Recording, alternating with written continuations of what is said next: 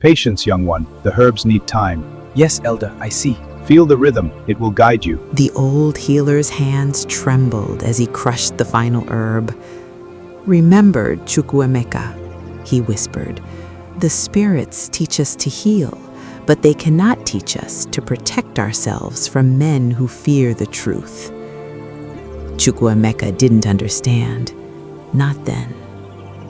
15 years he had studied, 15 years of dawn prayers, of learning which roots stopped bleeding, which leaves broke fevers, which words called health back into broken bodies. His master, Mazi Okoroafor, had been the village's light, the one who delivered babies, set bones, chased away the sicknesses that came with the rains.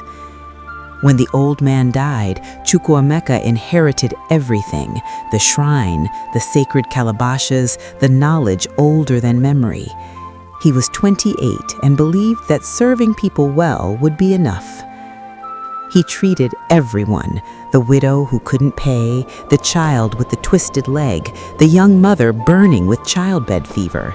His hands were always busy, his door always open. Then she came. The politician's wife arrived in a black SUV that sent chickens scattering.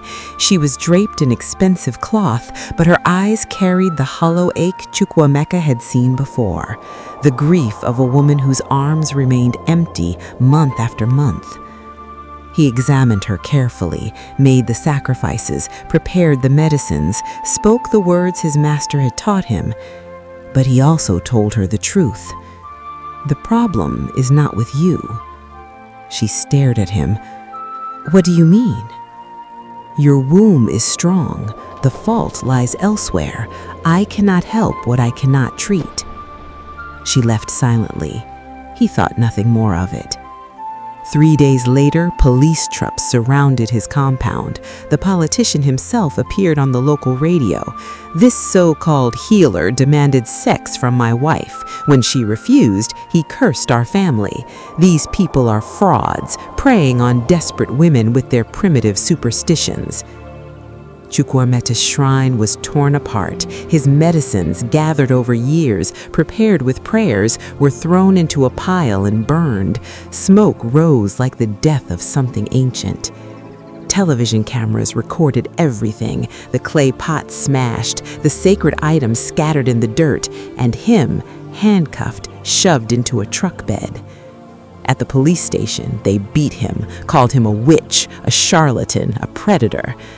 "I never touched her," he kept saying. "I only told the truth." They laughed. "Your truth against a politician's word? You're finished." His family came once. His eldest brother spoke through the cell bars.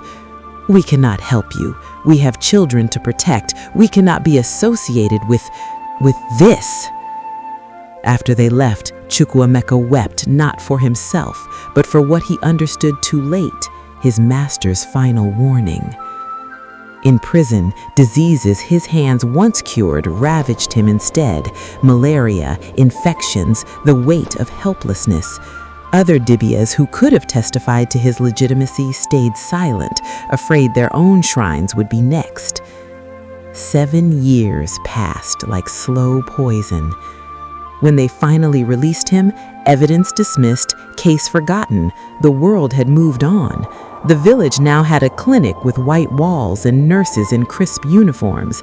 Young people no longer whispered about traditional healers, they laughed. His compound had been reclaimed by weeds. One evening, an old woman approached him, someone he'd once cured of river blindness. She was sick again, desperate. "Please," she begged, "sing the healing words." Chukwuemeka opened his mouth. The words that should have been there, memorized from childhood, carved into his spirit, they were gone. Prison had beaten them out of him. Hopelessness had erased them. He had forgotten even the first chant his master ever taught him. "I cannot," he whispered. "I have forgotten." Later, he heard the news: the politician and his wife blessed with 4 beautiful children. Miraculous, people said, a testimony of faith and patience. Only Chukwuemeka knew they were adopted. Only he knew the lie became the truth everyone believed. He sat outside his ruined shrine as the sun set, a healer who could no longer heal, holding knowledge that no longer mattered in a world that had stopped listening.